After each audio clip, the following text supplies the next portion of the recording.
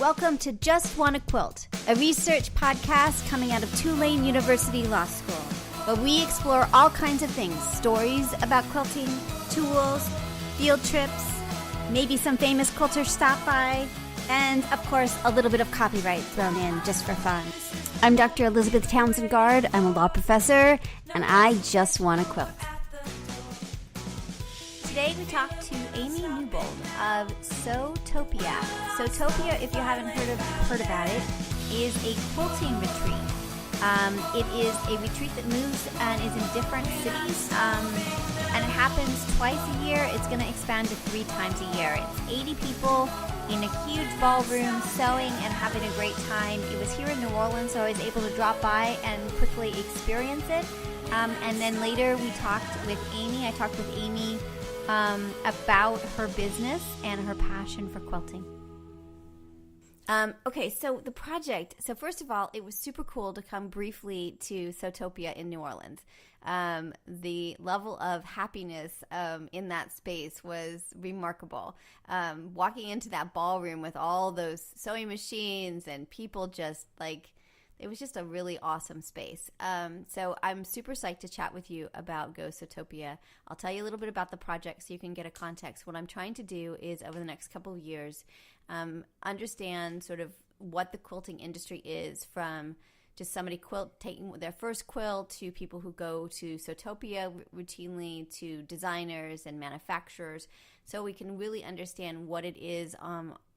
Doing a qualitative study, then we're going to start to do some empirical studies on what we're finding. So we're at the kind of base level of sort of what is the industry. And so far I've done, in the last 4 weeks, 60 interviews. So I know.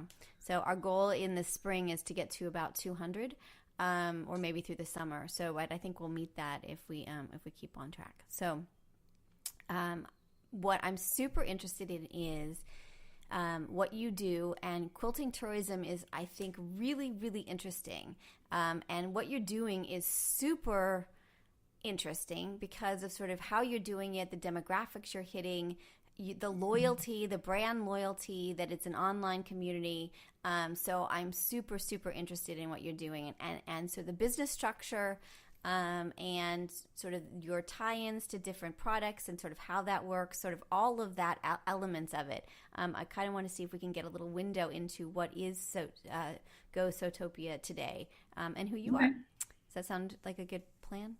Yeah, and then we're actually in, like, our website. It's kind of funny. We're Sewtopia, but we just obtained Sewtopia.com. So cool. So you can drop the Go. We're no longer Go Sewtopia, so we're now Sewtopia. So you can brand the way you want to brand finally. Right. Awesome. Okay, well, I will say Sewtopia then. Okay, cool. Well, we're going to start with tell me your name, which I know, but tell me your name for the purpose of the recording and where you are. Okay, so my name is Amy Newbold. I am located in Salt Lake City, Utah. Awesome. And what's your first memory of someone sewing or quilting in your life? I would have to say my first memory is probably my mom sewing. Yeah, that would be my first memory of somebody in my life close to me sewing. And what was she sewing, and how old were you? So I was probably like 7 or 8. I can't even remember how old I was, but I remember that she didn't, like, I felt like when I saw her sew, and it was garment sewing, I saw her sewing it, and it wasn't like she was doing it super precise. You know what I mean? So my interpretation of it was like she was kind of doing it like clunky, I would probably be the word. So I never gravitated back towards it. That's really interesting. So how did you start to be interested in quilting and sewing?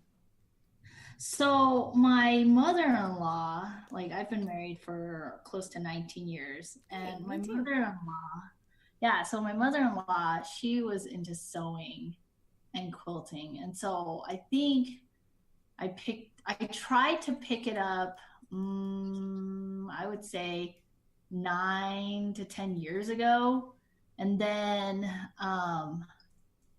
like I didn't get the concepts very well either, so I kind of gave up on it. Like I went to Joann's, we picked out all this fabric. She asked me what color the quilt you wanted, and I picked out really ugly like red and yellow and gray colors, and then I mixed like fabric, like I guess fibers, like so I had silk in there and I didn't have cotton, you know what I mean? So like, and she didn't tell me, like, you know, which is funny because she was just like, yeah, I guess that would work, you know. And so but when I started laying it out, and like I didn't get the like a 101 kind of vibe from it, from the experience. And so I was like, this, no, I'm not. I tried the second time, I'm like, I'm not gonna I'm like, I give up on it, you know. And so it wasn't until I think, like it wasn't until my daughter,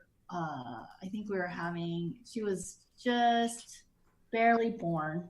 And so I was like, I need a hobby where I can be a hermit, you know? And so I was like, no, don't socialize with anybody, do my own thing. So I decided to, okay, let's, instead of like having family involvement, take a course from a local quilt store where they teach you quilting.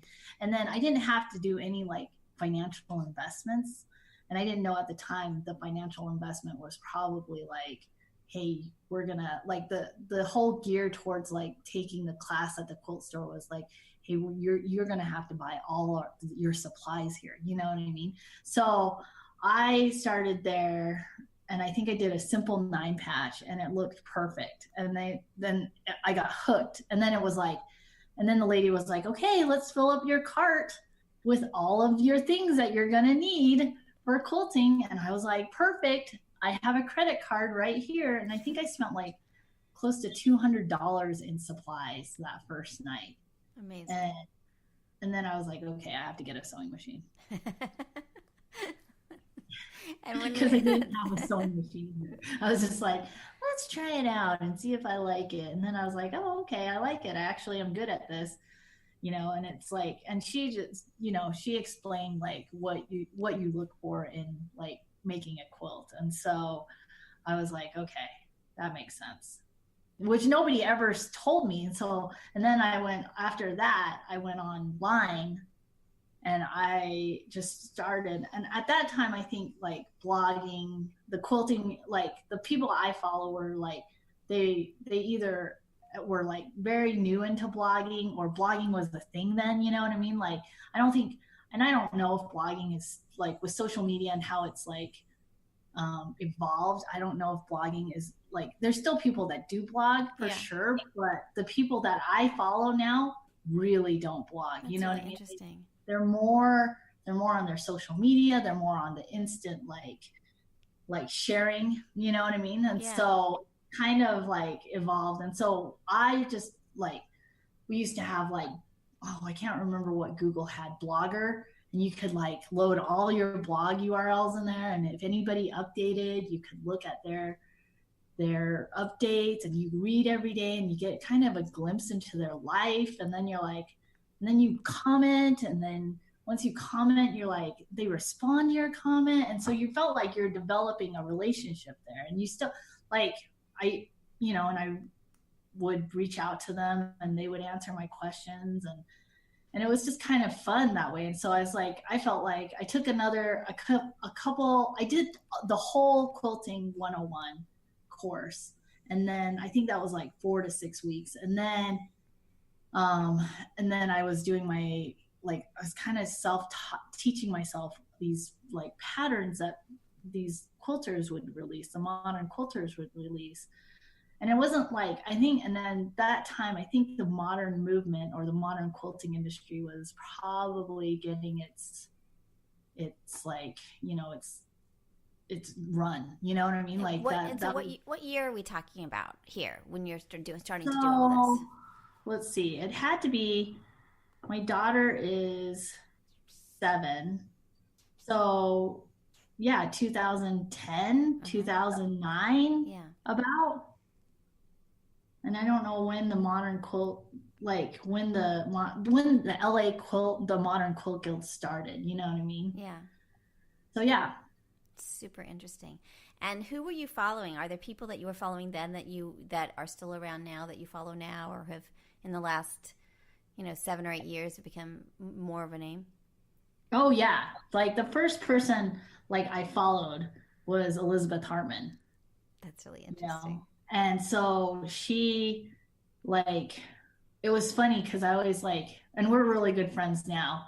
And well, I don't know if I classify really good friends. We don't braid each other's hair or anything, but like, you know, I think like I remember her coming to our guild and I did her introduction and I remember like getting her first book and I was like and I sent her an email because it was like and I bet she gets this all the time. I bet a lot of quilters like who release patterns get this all the time. They just have people that just don't want to do the math, you know?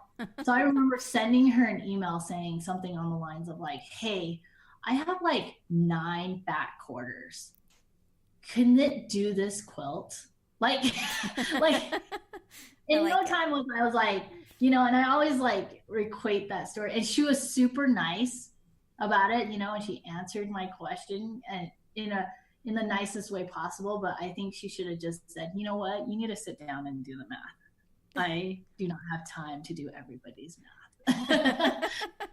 And she was And so, she was at yeah. Sewtopia in New Orleans because I had seen her at Quilt Market and then was surprised to see her in the elevator again. It was a little like a time warp. So that makes sense that that she would be at Sewtopia. Uh, Well, like Sewtopia, there's two type of events that Sewtopia has, right? We have a teacher one and then we have an open sew one. And the open sew one, that was my original idea. That was my baby, right? So like you know, like I've been quilting for X number of years and I just do like I would just sew, you know, and do my own thing, but I don't really want to go and learn from somebody like because I'm self-taught, right? So if I needed to learn it, it's called Google. So I Google what I need to learn. And then so I was like, well, let's develop a retreat or an event where there's these people that, you know, they don't want to deal with the logistics of like, hey, let's find a place, let's find a venue, let's make sure the food is good, because like all that's kind of a headache. So like I said, well, I would want just like a big room of friends and we sit there and sew, have food and drink at certain times and just do our own thing. mhm. So I think that appeals to like those folks that are like more advanced and they just want to do their own thing and they don't really want to take a class Yeah. from someone. And that's why the fall event is so close to my heart because it's like something that I wanted to do. So tell me a little bit more about Sewtopia. When did it begin? And you sort of explained just now like what sort of the impetus was for it. But tell me a little bit more about its development. So I was on the Modern Quilt Guild board for about a year as a treasurer. And at that time we were doing I think we just finished QuiltCon or yeah, because I went to QuiltCon in February, the first QuiltCon, and then they were doing sew downs. And then I had attended another sewing event called Sewing Summit. And so both those events, you know, as I attended them in 2013, I was like, you know, nobody really is doing an event where there's no teachers. And I always have the mantra of like, hey, if I'm going to sit there and complain about events, and I don't mean complaining as a negative term, but it is a negative term. But if I'm going to sit there and criticize like how they're running it or how they could do it better, I need to just shut up and do it myself. And so I went out and decided to form Sewtopia. And I wanted to do so that was in 2013 and I launched it probably I like started like finding somebody to help me do my logo. This is the idea behind Sewtopia, and then got my logo. And then, like, I think the end of 2013, November of 2013, I announced that this is what I was doing. And I left the Modern Quilt Guild board to pursue this. Why? because I can't, like, I feel like you can